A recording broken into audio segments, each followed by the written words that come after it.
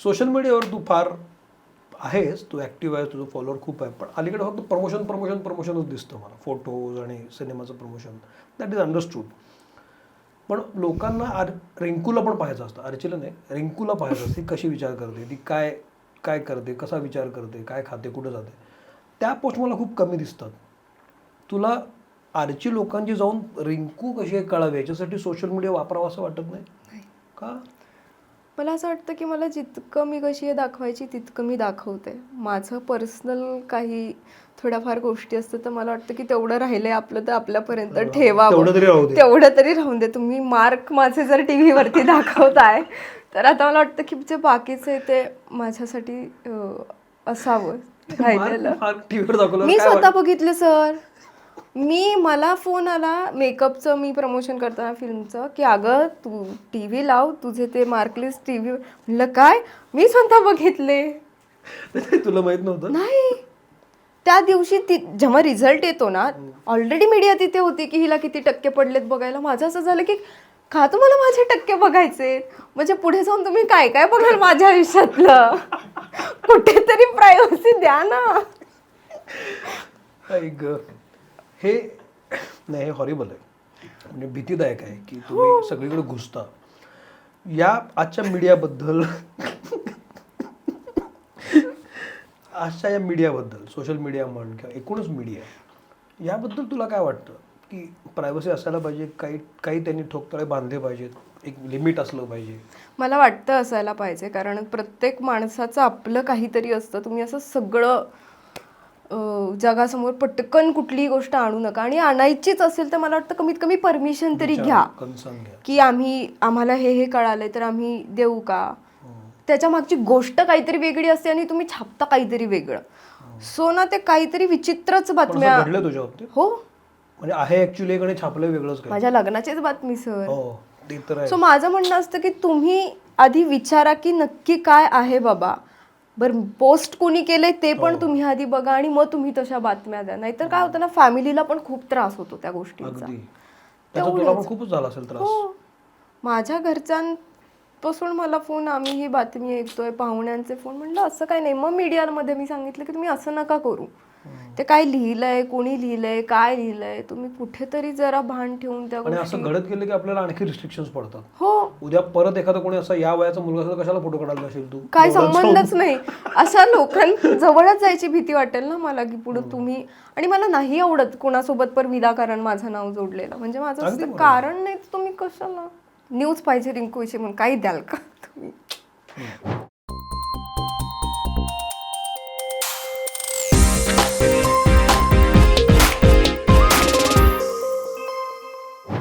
नमस्कार, मी सौमित्र बोटे, मित्रमणेमध्ये तुम्हा सगळ्यांचं स्वागत. आज आपल्यासोबत आहे खास पाहुणी रिंकू राजगुरू. रिंकू, मी तुझं मनपूर्वक स्वागत करतो. थँक्यू. मी ओळख करण्यात फार वेळ घालवला नाही, कारण पाहुणीच अशी आहे की जिला वेगळी ओळख करून द्यायची गरज नाही. ती आली की तिचा सगळा बायोडाटा हा, म्हणजे कुठल्या सिनेमात काम केलं, कधी काम केलं, कशी पुढं आली, 12वीत किती टक्के पडले, 10वीत किती टक्के पडले, सगळं सगळ्यांना माहिती आहे, चांगल्या अर्थानं, कारण लोकांचं लक्ष असतं तुझ्याकडं. म्हणून मी म्हटलं वेगळी ओळख करून द्यायला नको आणि वेळ पण जायला नको. तर तुझं स्वागत. पहिल्यांदाच तू मित्रमणीवर आलीस, मला खूप छान वाटलं. तर तू आल्याबद्दल आम्ही एक छोटीशी भेटवस्तू तुला देतो आणि मग आम्ही ते सुरू करतो.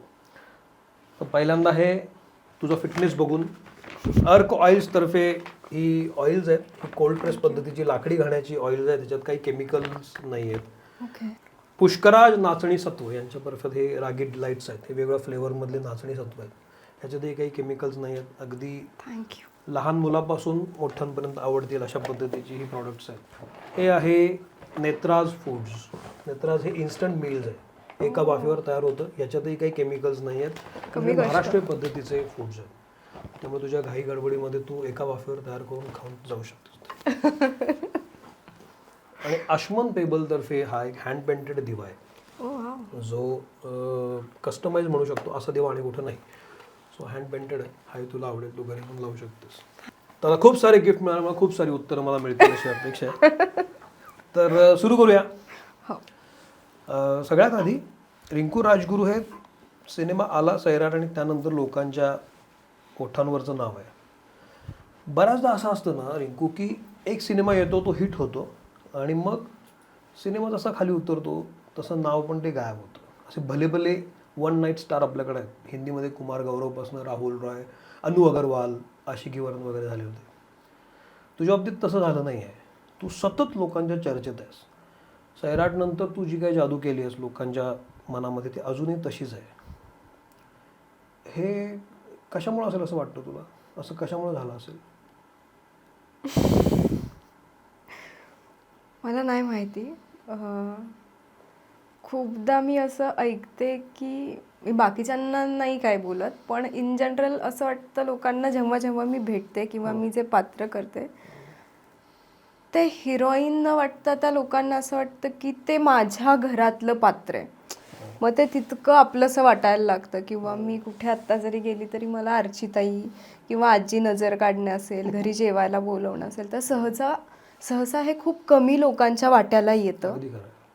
तर मला वाटतं म्हणून असेल. किंवा मी चुकले तरी लोक सांगतात की अर्चिताई तुम्ही असं नका ना करू, बाकीचे करतात मग तुम्ही पण करणार का? काय काय झालं होतं असं? काय नाही, इन जनरल काही त्यांना मी छोटे-छोटे इंडियन मध्ये जास्त आवडते. मी जर वेस्टर्न काय करायला Outfit गेले केला. तर मग ते आपण करतात मग तुम्ही पण करणार का वगैरे. तर ते मला कधी वाईट नाही वाटत. मला असं वाटतं की आपण आपल्या पोरीला किंवा बहिणीला, मैत्रिणीला जसं जपतो आणि सांगतो ना, तसं ते माझ्या बाबतीत लोकांचं आहे. त्याच्यामुळे मे बी असेल.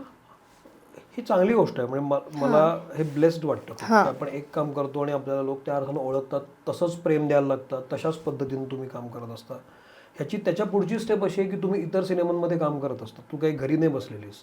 तू त्यानंतर सतत कानडी सिनेमा एक केलास, मग तू कागरसारखा सिनेमा केला, जिम्मा केलास, तू करतच येतेस. सो तू असं नाही की तू तेच करतेस, तू आर्ची आहे आणि घरी बसलीस असं नाही. ह्याची दुसरी बाजू अशी असते की आपण खूप जास्त काम करतो पण आपल्याला तो एकाच छापात आपल्याला अडकवलं जात आहे की काय असंही वाटतं की अरे मी किती चांगलं काम करते पण तुम्ही मला तेच तिथंच मागे घेऊन जात आहे. You are dragging me to 2016 again. असं वाटत नाही? वाटतं. मग काय करता? काय काय विचार असतो अशा वेळेला मनात? नाही, एवढंच वाटतं की असं काहीतरी करावं की ते पुसायला नको, पण आणखी नवीन छाप तयार व्हावी की या नावाने ओळखलं जावं.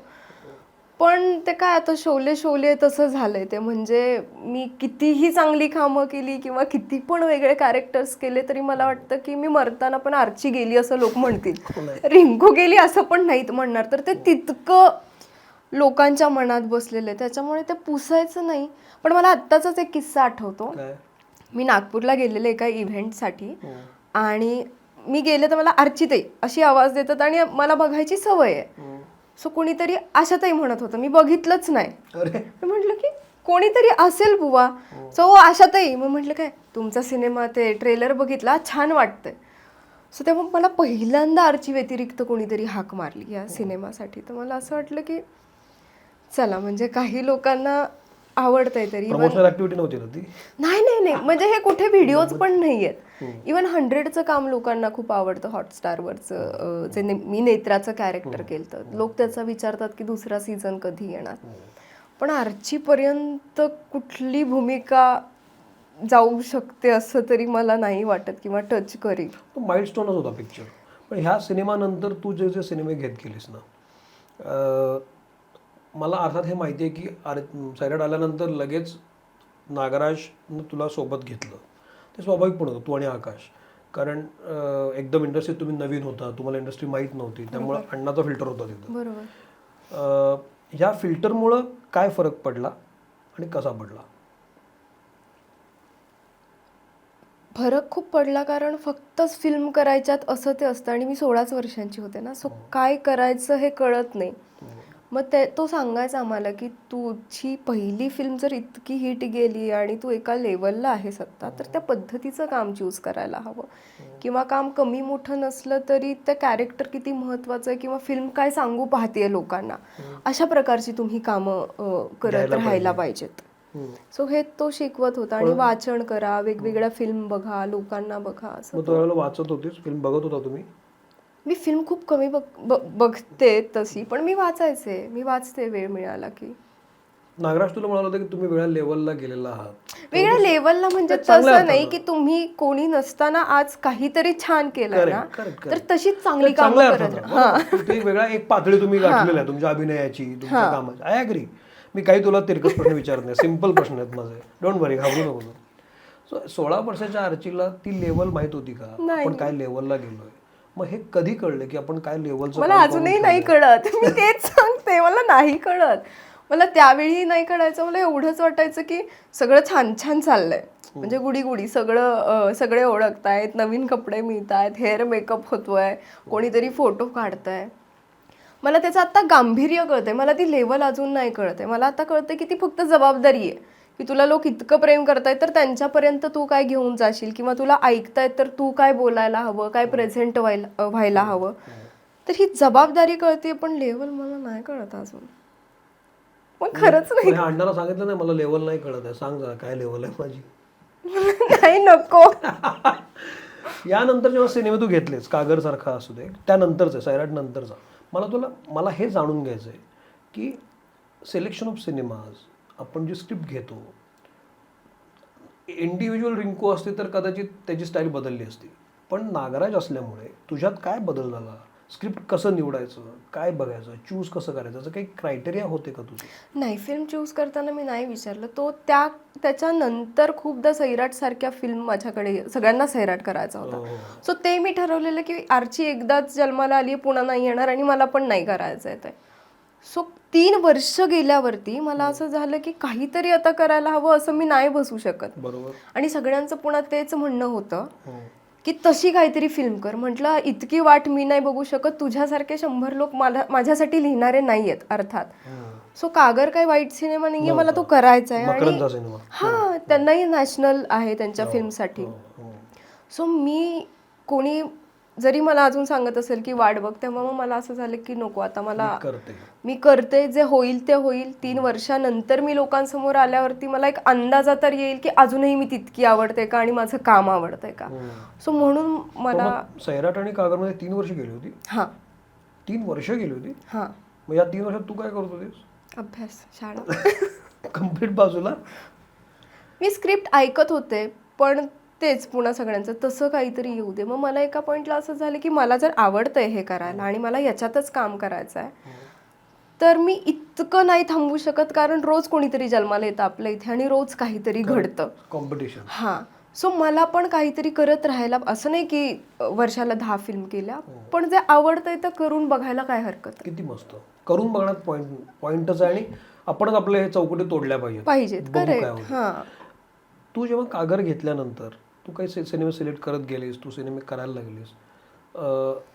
जेव्हा सैराट आला तेव्हा 16 वर्षाची होतीस तू, अगदी म्हणजे टेंडर आपण म्हणू शकतो, आणि ते पण शहराचा मोठा कुठला स्मार्टनेस नसलेली एकदम रॉ मुलगी.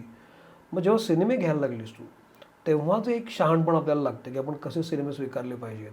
आजूबाजूला सिनेमा काय फक्त सोलो नाही आहेत, तू अख्खी टीम तुमच्याबरोबर असते. ते आजूबाजूची माणसं कशी असायला पाहिजे, मग कसल्या लोकांसोबत काम केलं पाहिजे, हे कुणी शिकवलं तुला?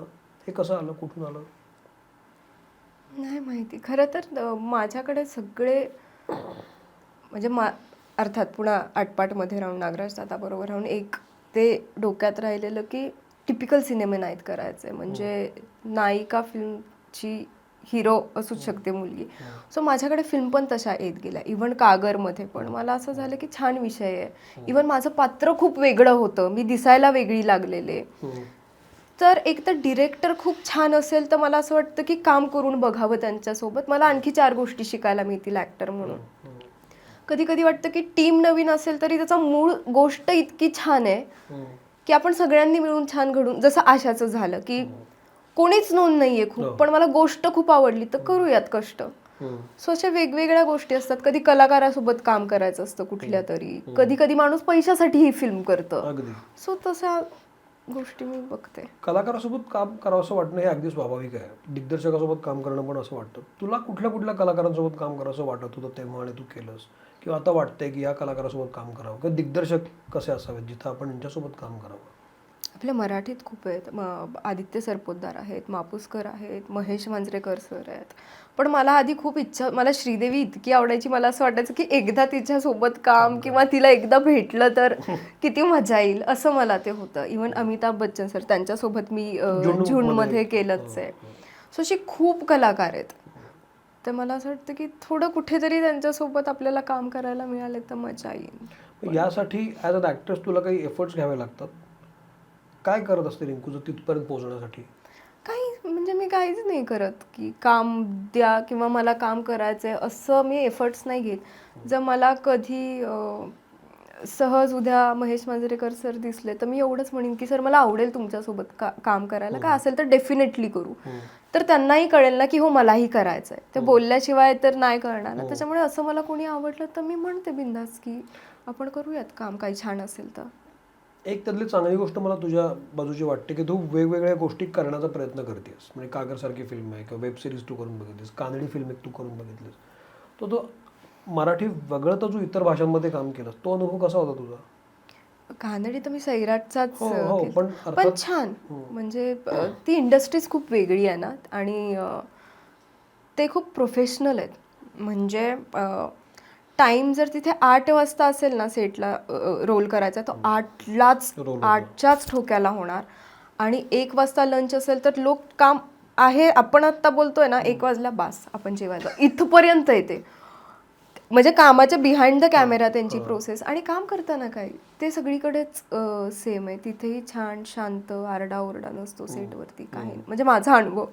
त्याच्यामुळे मला मजा येते. नवीन भाषा, नवीन लोक, अर्ध्या वेळी कळायचंच नाही कोण काय बोलतंय, काय चाललंय, माझ्याविषयी तरी नाहीये ना, पण तीच पुन्हा मजा येते. तू खूप तशी तू अजूनही लहानच आहेस, पण तेव्हाही तू लहानच होतीस.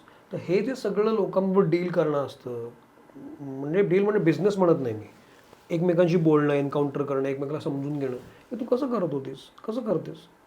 आता तर तू खूपच मॅच्युअर झालीस तू. त्यावेळेला वेगळ्या वातावरणामध्ये वेगळ्या लोकांबरोबर कसं जमत होतं लोकांशी बोलणं, कम्युनिकेट करणं, मी समजून खूप कमी बोलते दिसतंय मला आता. कारण मला असं वाटतं या पॉडकास्टमध्ये मीच जास्त, माझेच प्रश्न मोठे मोठे. नाही मी बोलते पण काहीच कारण नसताना मी समोरच्याला काय जाऊन बोलू असं मला होतं. किंवा कित्येकदा असं होतं की मला तुमचं काम आवडते पण मी तुम्हाला कसं म्हणजे काय पद्धतीने सांगू, तुम्ही ऐकाल का, तुम्ही काय रिॲक्ट कराल, बरोबर कराल का, तुम्ही रिस्पॉन्स तरी द्याल का माझ्यासारख्या मुलीला, असे मला प्रश्न अगोदरच पडलेले असतात. त्याच्यामुळे तिथपर्यंत जायची कधी कधी खूप भीती वाटते. पण काय माझ्यासाठी हे कठीण नाही. मला जे मनातून वाटतं ते मी बोलून टाकते. मी आडपडदा नाही ठेवत. जसं एक कॅरेक्टर आर्ची हिट झालं तसं इतरही सिनेमात तू काम करायला लागले, जो फिमेल ओरिएंटेड जास्त सिनेमे आहेत त्या सगळ्यामध्ये. त्यातल्या कुठल्या कुठल्या कॅरेक्टर्सनी काय काय दिलं तुला? मला माझ्या सगळंच काम आवडलं म्हणूनच मी त्या भूमिका केल्या खरं तर. पण असं काही एक असं लक्षात नाही राहत की हेच दिलंय. मला वाटतं कागरमधल्या राणीचा तो स्वाभिमान असेल. कितीही काही झालं तरी शेवटी ती त्या गोष्टींवरून हलत नाही. जिथे तिला आणून ठेवताय तर ती तिथेच असते. मग मागे काही का होय ना. मला 100 मधली नेत्रा जास्त आवडते कारण ती तितकी स्पॉन्टिनियस गोष्टी तिच्यामध्ये खूप असायच्या की अचानक बोलणं, मुद्दाम इमोशनली ब्लॅकमेल करणं लोकांना. पण तो चुलबुलेपणा जो म्हणतात ना तिच्यातला, जे सगळं वातावरण लाईट ठेवतं घरातलं आणि अवतीभोवतीच्या माणसांचं, मला वाटतं की ते पण आपल्याकडे असायला हवं. की आपण जर कुठे गेलो तर लोकांना असं वाटायला नको की किती बोर आहे. काही लोकांपाशी गेलं की असं वाटतं की किती छान आहे, किती मस्त आहे, सगळं लाईट आहे, प्रसन्न आहे, मजा येते. सो अशा छोट्या छोट्या गोष्टी आहेत. पण मी असं कधी ऑब्झर्व नाही केलं की कुठल्या कॅरेक्टरनी मला काय दिलंय. एवढ्या कॅरेक्टरचं घेत बसले तर माझ्यातलंच माझं काय राहायचं नाही माझ्यापाशी. तुझ्यातलं तुझं काय आहे म्हणजे तू कशी आहेस? मी काय जशी दिसते तशी. म्हणजे तू आर्ची सारखी आहेस बेधडक, की तू मी सिच्युएशन नुसार रिॲक्ट करणारी मुलगी आहे आणि मी प्रचंड इमोशनल मुलगी आहे. म्हणजे मी कुठल्याही गोष्टीवर रडू शकते चटकन. मी इतकी सेन्सिटिव्ह आहे. त्याच्यामुळे मला ना खूप इव्हन मी लोकांशी बोलताना पण आणि मैत्री करताना पण इतका विचार करून करते. कारण मी दिले तर इतके 100% देते लोकांना आणि ते जर मला नाही मिळाले पुन्हा तर आपणच स्वतःला खूप हर्ट करून घेतो आणि मी नेक्स्ट लेवल हर्ट होणारी मुलगी आहे. त्याच्यामुळे मी माणूस म्हणून ना खूप जपून वागते सगळ्यांची. मी प्रत्येकांमध्ये, मी कधी कुठल्या पार्ट्यांना जात नाही. माझं फिल्म झालं की मी घरी असते ना, मी कोणत्या ग्रुपमध्ये असते, मी कुठेच नसते. कारण ना मी लगे रमते, मला लळा लागतो आणि मग मला असं होतं की मी खूप जेन्युइन आहे. बाकी सगळे कामापुरतेच बोलतात. यार मैत्री म्हणून तुम्ही कधी माणूस म्हणून तुम्ही राहत नाही. त्याच्यामुळे मी फक्त माझ्या 4 माणसात जास्त राहणारी मुलगी. पण याचा तोटा होत नाही तुला ॲज अन ॲक्ट्रेस? नाही, माझं काम करायला जाते की मी. पण तुम्हाला जनरली ओळख वाढवायला लागते, गोष्टी बोलायला लागतात, डिस्कशन होतात. पार्टीजमध्ये काय फक्त आपण जेवायला जात नाही, ती लोक भेटतात, बोलणं होतं, तुझं काय चाललंय, माझं काय पण नाही सर, म्हणजे पार्टीमध्ये सैराटच्या वेळी झाल्याच की पार्ट्या, प्रीमियरला स्क्रीनिंगला कधी कधी मी जातेच की. पण ज्याच्यासोबत काम करायचं आहे ना तो तिथे पोहोचतोच, हे माझं ऑब्झर्वेशन आहे. किंवा माझ्या नशिबात जर लिहिलं असेल तर ते काम माझ्याकडे चालून येतं. मी कुठे दीपक सरांना भेटलेले, मी कुठे अण्णांना माहीत होते तेव्हा मी पार्टी आणि हे काय करतच नव्हते ना. मी कुठे हेमंत डोमेन त्यांच्या ग्रुपमध्ये होते. त्याला वाटलं की हे रिंकू तरी माहिती आहे लोकांना, ती करू शकते, असं ते आलं माझ्यापर्यंत. त्याच्यासाठी ह्या सगळ्या गोष्टींची गरज आहे असं मला नाही वाटत.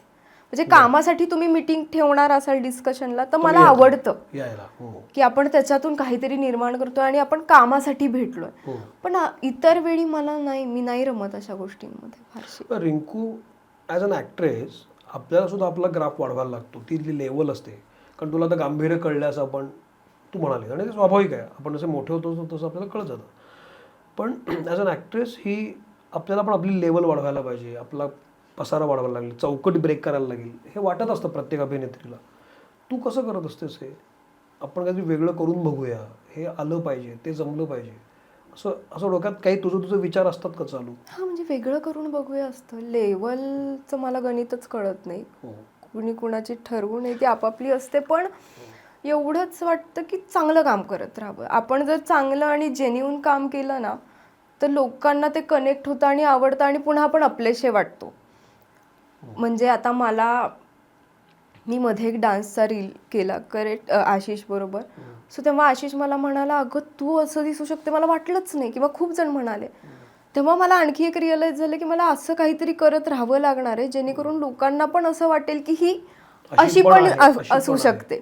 सो ते माझ्या डोक्यात असतंच आणि वेळ येईल तसं तसं मी ते हळूहळू करायचा प्रयत्न पण आता करते. चाचं पण आहे ना की मी हे करू शकते का, ते करू शकतो. त्या तुझ्या इन्स्टा अकाउंटवर एक फोटो आहे, कुछ तो हुआ है गाणं आहे त्याला, त्याला छान तू जीन्स आणि टॉप घालून तो छान फोटो आहे. त्याच्यामध्ये मला तू अशी वाटलीस की तुझं कम्प्लीट म्हणजे तू बदलली आहेस, म्हणजे ट्रान्सफॉर्मेशन म्हणतो ना, इन अ गुड वे, ॲप्रोचच बदलला आहे आणि तू बदलल्यावर का वाटतोय मला. तर हा एकदम जो चेंज आपल्याकडेच बघायचा जो चेंजवर असतो ना, हा तुला का करावं असं वाटलं? कधीपासून असं वाटलं की बदलूया? मी बदलले नसेल, मला वाटतं हळूहळू ते झालं असेल किंवा आतमध्ये असेल ते मी ओपन होत गेली असेल. मी आधी इतकी खुलून नाही राहायची किंवा मी बोलतानाही मला खूप भीती वाटायची. पण आता ते नाही, पुन्हा मला नाही कळत हे कसं होतं माझ्यासोबत. पण ते with the flow may be होत असेल. मी कुठे काहीतरी बघत असेल आणि मला वाटतं कधी कधी तर मी हे का नाही करू शकत, मी करते. मगाशी तू म्हणालीस ना बोलता की काम असेल तर तुमच्याकडे ते येतं, लोक तुम्हाला भेटायला येतात. अण्णांनी पण काय तुला बघितलं, नागराजांनी पण बघितलं नव्हतं, म्हणजे तू त्याला दिसलीस आणि तू आलीस. मला नागराजनं कसं सिलेक्ट केलं तुला? ती तुला कुठं भेटली होतीस? अकलूजला ऑडिशन्स होते तिथे. नाही, मला माहिती होतं ना ते येणार आहेत आणि नॅशनल अवॉर्ड डिरेक्टर वगैरे, मग मीच गेलते बघायला. नाही, मी बघायला गेलते, ऑडिशन वगैरे मला कुठे काय कळतं. 13 वर्षाचे होते तेव्हा मी पहिल्यांदा भेटले तेव्हा. मला फक्त होतं मला शाळा बुडवायची आहे, माझ्या गावात कोणीतरी डिरेक्टर आलाय, मला बघायला जायचंय की कोण आहे तो बाबा, एवढं. आणि लिटरली मी अशी चालत गेले, पप्पा मम्मी म्हणाले की इथे ऑडिशन आहे तू भेट वगैरे. मी चालत गेले, खाली कॅफे होता छोटा, मी एका खुर्चीवरती बसले आणि मी एका माणसाला विचारलं कुठे आहे तो नागराज मंजुळे, तो आणि तो मला म्हणाला मी आहे, बोल. हो तो म्हणाला ऑडिशन देशील का. मग ती सुरुवात झाली. म्हटलं नाही मला कळत काय येतं. म्हणलं आत्ता गॅदरिंगच्या स्पर्धा चालू आहे, देवाश्री गणेशा गाण्यावरती नाचायला येतं, पुन्हा अजय अतुलचं गाणं तिथे. सो म्हणलं दाखव, नाचून दाखवलं. इतकं ते सहज होतं, मला काही गंभीर्य नव्हतं, मला फक्त बघायचं होतं की कोण आहे तो व्यक्ती. आणि कोण आहे तो कुठे नागराज मंजुळे समोर होता, मी कधी बघितलंच नाही ना. त्यालाच विचारलं. म्हणलं कुठे आहेत नागराज मंजुळे, म्हणजे बोल. यानंतर जे सिनेमे तुला मिळत गेले ना की लोक तुझ्याकडे आले, मग कागर असू दे, 100 असू दे, हे सगळे असेच मिळालेले आहेत तुला? म्हणजे कागरसाठी पण मकरंद सर आलते माझ्याकडे की अशी अशी गोष्ट आहे आणि तू करशील का, तुला आवडेल का? म्हटलं हो, आपण ऐकू वाचू करू. 100च्या वेळी पण RAT त्यांची कंपनी आहे, तिथून रुची नारायण डिरेक्टर, त्यांनी फोन केला की आम्ही अशी वेब सिरीज लिहिली आहे, लारा दत्ता आहे आणि आम्हाला तू हवी आहेस, करशील का?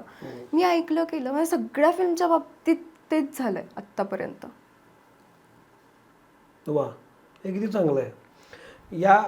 यामध्ये जनरली आपण जेव्हा काम करत असतो, जसं तू मगाशी म्हणालीस की ते आशिष बरोबर तू डान्सचा करताना तुला असं लक्षात आलं की मी अशी पण दिसते, असं पण करू शकते. ॲज अन ॲक्ट्रेस तुला असं वाटत नाही का की आपण गर्ल नेक्स्ट डोअर जी असते ना, शहरातली मुलगी, पॅपी मुलगी, जेनझी मुलगी, जे कॅरेक्टर असतं, असं करून बघूया? खूप वाटतं. मी ते शोधते पण की काहीतरी, पण पुन्हा ती गोष्ट छान असावी. फक्तच मला असं दिसायचंय म्हणून मला फिल्म नाही करायची.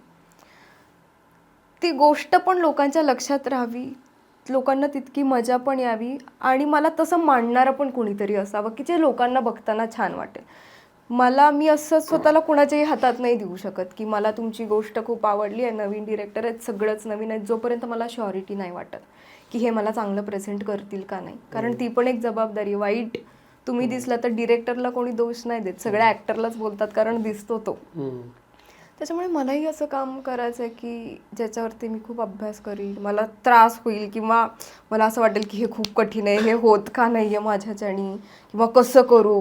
मग तुझ्या वाट्याला आत्ता ज्या ज्या भूमिका आल्या त्या सगळ्या तुला असं वाटलं हे मला जमेल, असंच वाटत गेलं? खूप सहज होऊन गेलाय. म्हणजे कुठे मला खूप दडपण आलंय आणि आता मी हे कसं करू आणि नाही होणार सर, असं नाही झालंय. असं नाही झालं? मला फक्त एकदा झालं ह्या फिल्मला, कारण 2 पानांचा सीन होता आणि 1 टेक करायचा होता. असं म्हटलं सर होईल का, मी विसरले तर, ही फक्त भीती होती, मी विसरले तर. पाठांतराचा हां, कारण ते खूप महत्त्वाच्या लाईन्स आहेत आणि मी चुकून काहीतरी वेगळंच जोडलं तर ती फक्त इथे भीती होती. अदरवाईज असं कॅरेक्टर प्ले करताना मला कधीच कुठलं दडपण नाही आलंय. आता मग जसं मग अशी म्हणालो की गर्ल नेक्स्ट डोअर जे असतं ना, तुम्ही एकदम म्हणजे असं एकदम वॅकी दिसता, व्हायब्रन्सी असते, यो असता तुम्ही.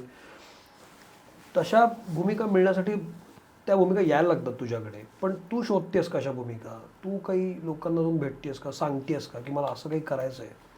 तू काय धडपडतेस? तुझ्या वाट्याला येत गेलं तर तू करत गेली आहेस, फॉर्च्युनेट आहेस तू. पण मला हे करून बघायचं, मी सांगते, मी सांगितलंय पण, मी बोलते पण त्यांचं पुन्हा तेच होतं की तुला घेऊन करायचं म्हणजे खूप मोठी जबाबदारी येते आणि वेळ द्यावा लागेल. म्हटलं घ्या की, मी कुठे काय म्हणते, तुम्हाला हवा तेवढा वेळ घ्या, पण मला ते करायचं आहे. इव्हन त्याच्यापेक्षाही वेगळं बायोपिक्स असतील, माझी स्वतःची इच्छा आहे की मला करायची आहे. जे कोणी लिहित असेल तर मी सांगते, तुम्हाला अगदीच वाटलं की मी खरंच जाते त्या रोलसाठी तर प्लीज सांगा, मी करीन स्वतःवरती काम, माझी पूर्ण तयारी आहे स्वतःला तितकं वेळ द्यायची. मग भाषा असेल, दिसणं असेल, जे काही असेल तर मी बोलते लोकांना असं की करूया. ज्या प्रकारच्या भूमिका केल्या सर, रिअलिस्टिक भूमिका आहेत सगळ्या, ज्या वास्तवाशी जोडल्या गेल्या. अगदी आता आशा सुद्धा पिक्चर जो आहे तो वास्तवाशीच आहे. मग रिअलिस्टिक चेहरा असणं ही चांगलीच गोष्ट आहे की तुम्ही घरातले वाटता, आपले वाटता. याचे काही तोटे असतात, काही फायदे असतात ॲज अन ॲक्ट्रेस. याचे फायदे काय आहेत का? तुला झालेले फायदे काय अशा भूमिकांचे, आणि तोटे काय आहेत का? फायदे म्हणजे मला तोटा कुठे दिसलाच नाही आजपर्यंत. फक्त तोटा पुन्हा हे वाटतं की मला लोक याच्यातच बघतात की ही रॉच काम करू शकते किंवा विदाऊट ग्लॅमरच काम करू शकते. तुम्ही ती वेस्टर्न किंवा या झोनला कधी जाऊ नाही शकत, असं मला वाटतं की ते कुठेतरी त्यांच्या मनात झालंय. सो मला वाटतं हे तोटे आहेत त्याचे, की तुम्ही विचारा, तुम्ही बघा. सो मी करायला तयार आहे. हां, म्हणजे माझी काम असेल तिथे मी कुठलीच गोष्ट मध्ये येऊन देत नाही. मग ते माझं 100%. आणि प्रत्येक फिल्म करताना मला भीती असते की ही शेवटची असेल तर, त्याच्यामुळे मी खूप 100% देऊन करते. मला नाही माहिती की उद्या काय होणार आहे, परवा कुठली फिल्म येणार आहे का नाही, काहीच माहिती नाही. सो प्रत्येक सेटवर मला ती भीती वाटते की, आणि आपण उद्या राहिलो नाही राहिलो तरी ती फिल्म राहणार आहे, कायम राहणार आहे ना. कधी कोण कुठे बघेल नाही माहिती. त्याच्यामुळे काम करताना वा. हे तुझ्या अभिनयाबद्दल, कॅरेक्टर्सबद्दल किंवा तुझ्या इंडस्ट्रीत काम करतेस त्याबद्दल झालं. तू जेव्हा 12-13 वर्षाची होतीस, नागराज तुला भेटायचा होता, त्याच्या आधी तू मराठी सिनेमा बघत होतीस? आमच्याकडे TV फारसा कोणीच बघायचं नाही आणि थिएटरला आम्ही कधीच कोणी जायचो नाही खूप. मला थिएटरला बघितल्या 2च फिल्म आठवतात. क्रिश आय थिंक, जादू, ते आम्हाला बघायला घेऊन गेलेलं पप्पा, आणि नटसम्राट. जोपर्यंत माझी फिल्म रिलीज झाली नव्हती तेव्हा, तोपर्यंत. अदरवाईज कुठं बघितलं होतंस तू? अकलूजला, श्रीराम थिएटर. ते 2च सिनेमे बघितलेस तू. त्याच्या आधी तू फार मराठी सिनेमे बघत नव्हतीस. आमच्याकडे DVD होती, सो त्याच्यात वेगवेगळ्या फिल्म मिळतात. 4-5 फिल्म असतात एका DVD मध्ये. तो मग तेव्हा ते मग पुन्हा तेच हम आपके कौन, हम साथ साथ है, विवाह वगैरे मी आणि आजी दिवसभर लावून घरी बघत बसायचो ह्या फिल्म बॅक टू बॅक. तेव्हा किती वर्षाची असेल तू अंदाज पंचे? मी 4थीला वगैरे तेव्हा तो हम आपके कौन वगैरे बघत होते. 5वी गाणी तेव्हा मस्त असायची ना ती, सो त्याच्यामुळे. तेव्हा तुला कोण आवडायचं हिरो? आता नाही आठवत. तेव्हा मला तर सलमान खानच आवडत असेल, कारण ह्यात जवळपास त्याच्याच सिनेमा होते. रेड्डी काहीतरी त्याचा. हा, सो हे मला आठवतं. मराठी सिनेमे बघत नव्हतेस त्या काळी तू? तेव्हा नाही. त्यानंतर तुला मागायला घरी दूरदर्शनला लागायचं काहीतरी संध्याकाळी 4 का 5ला, कंपल्सरी केबल नसताना, तेव्हा आम्ही बघायचो. मला बनवा बनवी आठवतंय, मी टीव्हीला बघितलेलं आहे. तर जुने सिनेमे असे मी तुला त्यावेळेला थोडंसं आठवून सांग, कारण त्याचा पुढचा प्रश्न माझा त्या फाउंडेशनवरच आहे, तुझे बोलणार त्याच्या. त्यावेळेला तुला मराठी कलाकार माहीत होते का? हां. कोण माहीत होते? अशोक सराफ माहीत होते, लक्ष्मीकांत बेर्डे माहीत होते, कारण त्यांना लक्ष म्हणायचे, आजी आजोबा बोलायचे. किशोरी शहाणे माहिती होत्या. तर असे माहिती होते. कारण 2016ला पिक्चर आला ना तुझा, त्याच्या आधी 3-4 वर्ष मी 2012-13 पकड, 2011 पकड. 2011च्या आधी मराठी सिनेमातले इतर हिरो तुला माहित नव्हते? नसतील. स्वप्नील जोशी माहीत होत आहे. आता सांगू नको, तेव्हाच सांग. तेव्हाच माहिती खरं तर नाही आठवत. एवढी फिल्म वेडी मी नव्हते. म्हणजे घरी लागतील तेवढे सिनेमे बघायचे, मग आजी आजोबा पप्पा ते बोलायचे, सो ते ऐकायचे, आणि मग ते छान वाटायचे. एवढं सैराट केल्यानंतर तुझ्या लक्षात आलं की ही इंडस्ट्री पण वेगळी आहे. त्यानंतर तू मराठी सिनेमा बघायला लागलीस? हां, सैराट नंतर मी सिनेमे बघायला लागले. काय 13 वर्ष असताना अक्कल नसते की काय करायचं. एवढंच माहित होतं की डान्स करायला खूप आवडतं, सो डान्स स्पर्धेत भाग घ्यायचे. आणि मी बाबांनाही नंतर विचारलं, तुम्ही ह्याच्यात आले नसते तर ते म्हणाले काय नाही, मी तुला डान्स शिकवणार होतो, कारण ते स्वतः डान्सर आहेत. तर म्हणलं ओके. आणि ते आतमध्ये होतं, फक्त ते बाहेर यायला वेळ. अर्थात मी 18-19ची झाली असते तर मला कळालं असतं की मला ऍक्टिंग करायला आवडते किंवा मला कलाक्षेत्र आवडते. त्याच्या आतच हे सगळं घडलं. पण तेव्हा ऍक्टिंग बिक्टिंग म्हणजे कसं छोटं नाटुकलं असतं, गॅदरिंग असतं, असं काय करत नाही. मी एकदाच केलं. मला डॉक्टर बनलेले मी. सो ते माझी भावली आणि ते तपासणं, ते अंगणवाडी वगैरे काय ते करत. जास्त सुदैव आहे तुला वाटत नाही? म्हणजे हे असं बघून मला सगळं म्हणजे सिनेमॅटिकच वाटते मला हे सगळं, की एक मुलगी अकलूज मधली, काही सिनेमाचा गंध नाही, काय नाही, नागराज भेटतो तिला, चल सिनेमा करूया म्हणतो, कट टू काहीतरी डान्स करून दाखवतेस तू आणि स्टार होतेस. आणि नंतर तू त्याच्यावरच आहेस, म्हणजे तू खाली येत नाही आहेस. पिक्चर पडू देत चालू देत हा भाग वेगळा, पण अर्चीची लेवलच म्हणतोय मी, ती काय खाली येऊ देत नाही. म्हणजे हे ह्याच्यापेक्षा काय काय लागतं एखाद्याला. आणि मध्ये तुझं एक बातमी वाचली मी, जेव्हा खूप खचते तेव्हा मी आईला फोन करते, असं तू एक स्टेटमेंट कुठेतरी केलं होतंस. तर इतकी लोकप्रियता मिळालेली मुलगी, इतकं अमाप प्रेम मिळालेली मुलगी, अजून मिळतच आहे, सिनेमे मिळत आहेत, पैसे मिळत आहेत, इव्हेंट्स मिळत आहेत, दॅट्स ओके. मग खचणं बिचणं असतं का आयुष्यात अशा मुलीच्या? म्हणजे माणूस आहे ना सर. काय कशामुळे खचायला होते? काय खचायला असं नाही होत, पण असं मोमेंट नाही सांगतायत. म्हणजे माझा अनुभव, तुम्ही जितके लोकांना कळताना तुम्हाला लोक तितके प्रोटेक्ट करतात आणखी. म्हणजे मी सहज कुठेच व्यक्त होऊ नाही शकत आज. त्याच्यामुळे माझा फ्रेंड सर्कल मला कोणीच नाही आहे, कारण माझं 10वीतच माझी शाळा सुटली. त्याच्यामुळे कॉलेज, कट्टा, मैत्रीण, काय असतं मित्रांसोबत जगणं कधी माहितीच नाही आहे. मी डिरेक्ट अण्णांच्याच सोबत वाढले ना. सो 30शीतली, 35शीतली, 40शीतली माणसं जी कोसला वगैरे वाचतायत. सो मी मधलं आयुष्य स्किप झालंय. सो त्याच्यामुळे तो सर्कल नाही. आणि अचानक एवढं मोठं झालं की मला एक लक्षात आलं की मी तितकी नॉर्मल नाही राहिले की मी कोणाची पण सहज मैत्रीण होऊन मी व्यक्त होऊ शकते. सो व्यक्त व्हायला मला एकच जागा आहे, खूप आई. जी मला समजून घेते, जिने मला आणि जिला तू वाढवलं, माहिती आहेस की जिला कळू शकतं की मला कशाचा त्रास होतो आणि मला काय वाटतं या क्षणी. हे आपण नाही ना बाहेर कुठे सांगू शकत. मग अशा अशा मुलीला कशाचा त्रास होतो? कशाचा त्रास होतो असं नाही. कधी काम करताना सेटवरती काही झालं तर चिडचिड होते.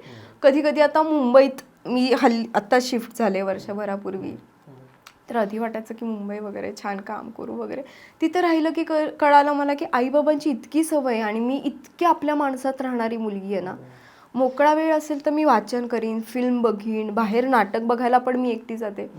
पण एका पॉईंट नंतर कोणीतरी आईबरोबर बसलंय, कोणाचे तर मित्र आहेत असं दिसलं की असं वाटतं की अरे आपण एवढं केलं पण आत्ता आईला मिठी नाही मारू शकत, ती लांब आहे.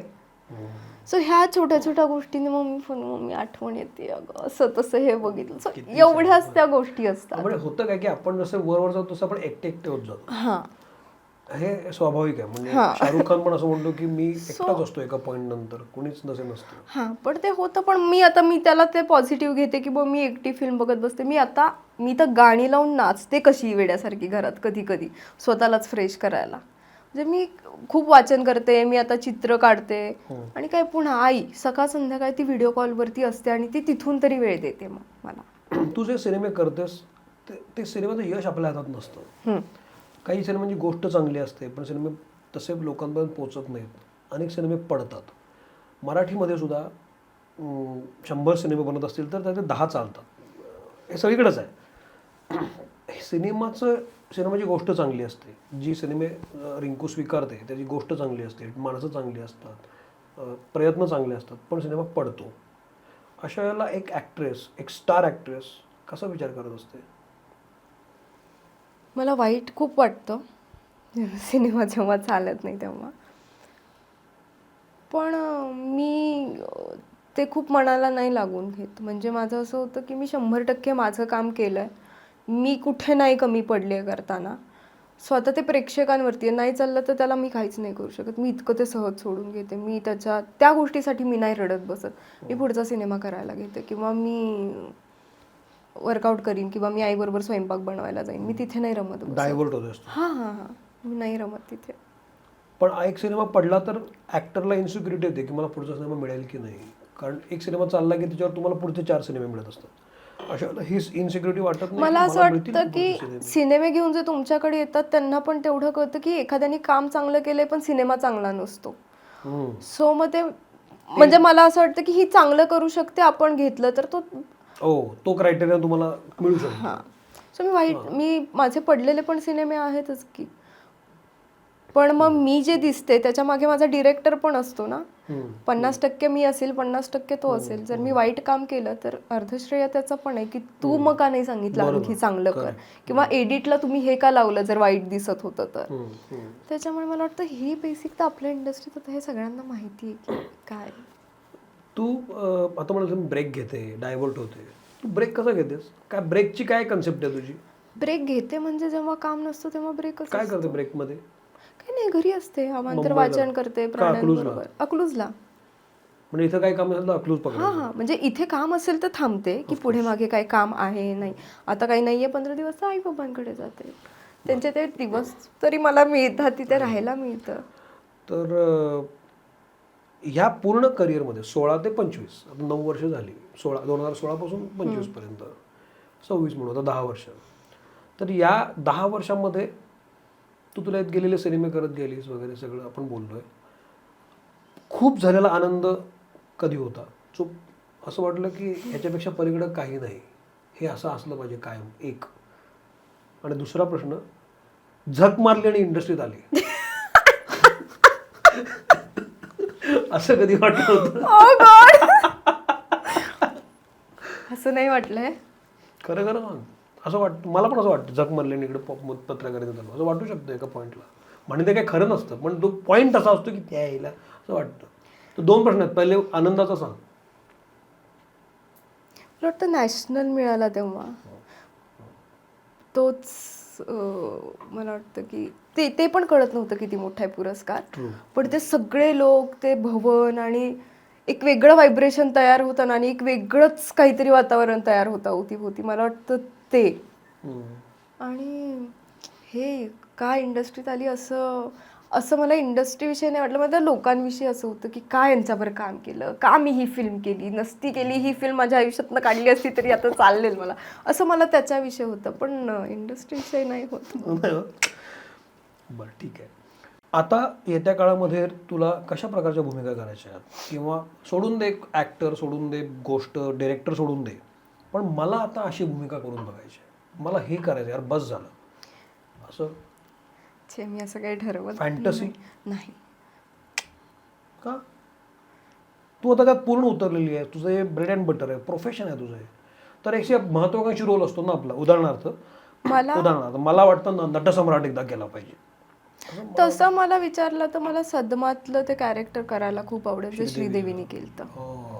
कारण ते त्याच्यामध्ये इतके लेयर्स आहेत, ते इनोसन्स असण्यापासून ती मॅच्युअर मुलीपर्यंत तिने जे प्ले केलं, तर मला वाटतं तसं काही असेल तरी मला आवडेल. तुला पोस्टर कोण पाहिजे? सर ते डिरेक्टरच आहे. तुला कोण पाहिजे? मला ड्रीम 11 कसं असतं तसं तू करू शकतेस ना. मला कोणीही चांगला अभिनेता चालेल, माझं असं काही नसतं की मला हा कोस्टार हवा आहे किंवा तो नको आहे. आजपर्यंत तर मी सगळ्या नवीनच मुलांसोबत काम केलंय. की दुःख आहे का आनंद आहे? आनंद आहे. दुःख कशासाठी? म्हणजे असं स्टार मिळाला नाही सोबत असं? सर आता माझ्या इच्छा आहेत तरी किती, माझा हा पण प्रश्न आहे, जेन्युइन प्रश्न आहे. जर मला कॉलेजची पण फिल्म करायची आहे तर पण नवीन मुलं येत राहतात आणि वाईट काय आहे त्याच्यात त्यांच्यासोबत काम करणं. एकेकाळी मी पण नवीनच होते. बर, ड्रीम रोल सोडून दे आता येत्या काळात जे सिनेमे आहेत त्यात कशा कशात दिसणार आहेस तू? काय इंटरेस्टिंग रोल आहे का?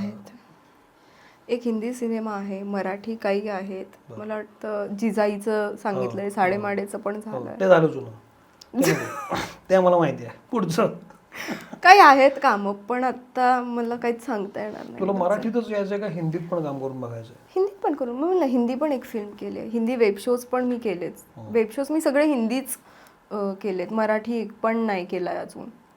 सो आहे तसं काही ताटात. ओके, म्हणजे दिसणार आहेस, येत्या काळात दिसत राहशील. वा, मला तुझ्याशी बोलून छान वाटलं. आय होप तुलाही जरा बरं वाटलं असेल, वेगळं वाटलं असेल. तर आपण थांबूया. म्हणजे तू जो वेळ दिलास त्याबद्दल थँक्यू. हा एपिसोड कसा वाटला मला जरूर सांगा.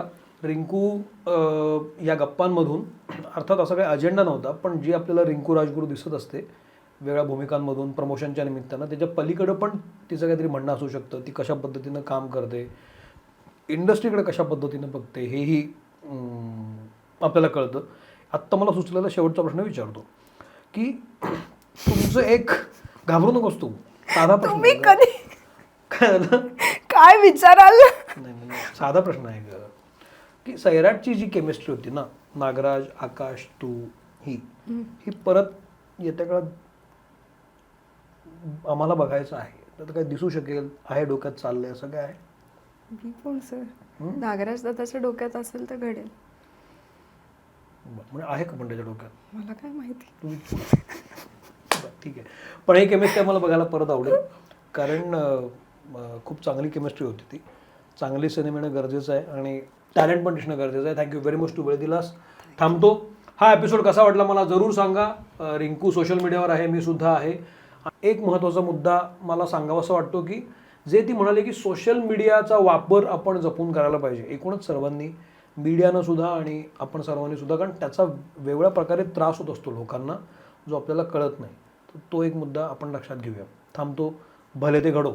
आपण नेहमी म्हणतो की चांगली माणसं जोडली जाणं महत्त्वाचं. आज आपल्यासोबत रिंकू जोडली गेलेली आहे. थांबूया. Thank you very much Rinku. आता मी खरंच थांबणार आहे.